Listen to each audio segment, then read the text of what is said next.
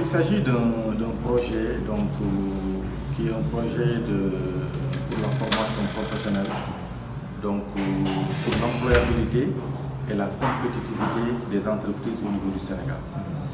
Et quand nous parlons de formation professionnelle, c'est pour amener aujourd'hui les populations à avoir un titre de qualification ou à avoir une qualification professionnelle.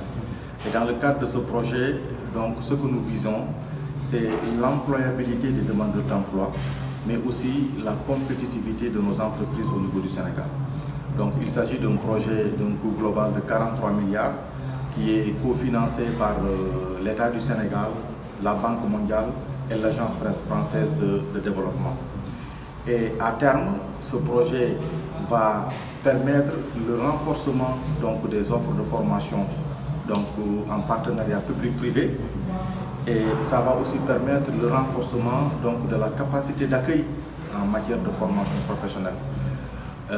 Il s'agit d'un projet aujourd'hui qui va permettre la construction et la réhabilitation de 9 centres de formation professionnelle. Il s'agit d'un projet aujourd'hui qui va permettre la construction et la réhabilitation de 9 centres de formation professionnelle. Donc nous avons ce qu'on appelle des clusters dans le domaine du tourisme, dans le domaine de l'agriculture, de l'horticulture. Et aujourd'hui, dans le domaine du tourisme, nous avons 2 centres de formation qui sont en construction au niveau de Saint-Louis, au niveau de Diamniadio et au niveau de Ziguinchor. Et ces centres de formation vont pouvoir accueillir des jeunes, des apprenants, qui vont être formés sur les métiers du tourisme. Il en est de même également pour tout ce qui est aviculture également.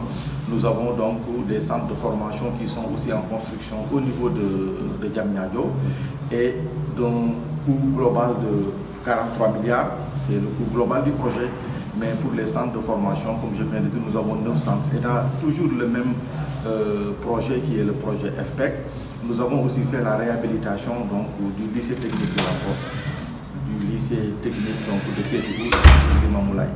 Donc aujourd'hui, ces lycées ont été totalement réhabilités et ils vont également recevoir des équipements de dernier cri qui vont permettre vraiment de mettre les élèves dans les conditions d'une bonne formation. Aujourd'hui, quel sens peut-on donner à cet atelier national et exactement ce qu'on peut savoir, le délai, la durée de la réalisation du projet?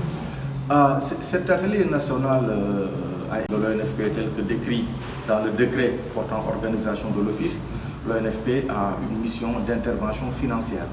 Et dans cette intervention financière, l'ONFP doit contribuer à créer ou à augmenter le nombre de centres de formation au niveau du Sénégal dans le cadre des fonds qui lui sont alloués.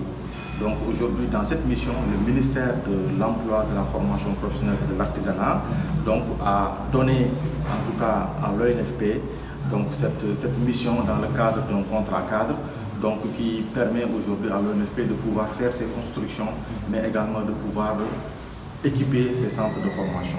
Mais il faut déjà dire qu'en début d'année, dans le premier trimestre, nous avons pratiquement 4 ou 5 centres qui pourront être réceptionnés définitivement parce que les constructions sont actuellement à terme. L'ONFP a déjà lancé les appels d'offres pour l'acquisition du matériel et des équipements qui doivent vous permettre d'équiper ces centres de formation. Nous avons aussi convoqué tous les proviseurs des lycées, les ministères qui sont impliqués dans le cadre du projet, pour pouvoir échanger avec eux. Mais il faut aussi comprendre qu'auparavant, nous avions fait des ateliers sectoriels. On a fait des ateliers par exemple à Fatick, parce que tout simplement c'était pour pouvoir communiquer avec les populations, voir avec eux quels pourraient être les impacts de la construction, mais également les impacts de l'exploitation de ces centres de formation, aussi bien pendant la construction qu'après la construction. Et aujourd'hui, nous avons recueilli en tout cas toutes ces informations que nous allons passer en revue ici, pour prendre des décisions, prendre des résolutions, toujours pour permettre une bonne exploitation et une bonne utilisation, mais aussi faire en sorte que pendant la construction, que les populations ne soient pas trop lésées. En fait, aujourd'hui, quand on parle de développement économique au niveau du Sénégal, nous savons tous qu'il y a des secteurs qui sont des secteurs porteurs. Ce sont des secteurs d'activité économique qui sont aujourd'hui, en tout cas, les plus prisés et sur lesquels nous pouvons nous baser pour pouvoir espérer un certain développement. Et aujourd'hui, on ne peut pas parler de formation professionnelle sans parler de l'artisanat. Et l'artisanat dans sa grandeur et dans sa, comment dirais-je, parce qu'il y a beaucoup de corps de métier dans l'artisanat. L'artisanat, c'est très vaste. Donc, il est vrai qu'aujourd'hui, nous parlons donc de clusters agriculture et tourisme. C'est vrai que dans les formations, par exemple pour le tourisme, effectivement, l'artisanat doit jouer un rôle.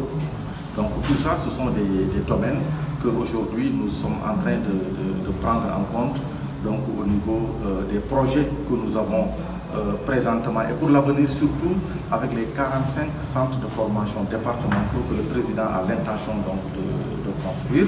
Et dans les filières qui vont être développées dans ces centres, effectivement, tous les secteurs qui ne sont pas pris en compte dans le projet FPEC vont être considérés donc, dans la distribution de ces nouveaux centres de formation professionnelle. Ok, merci monsieur le directeur.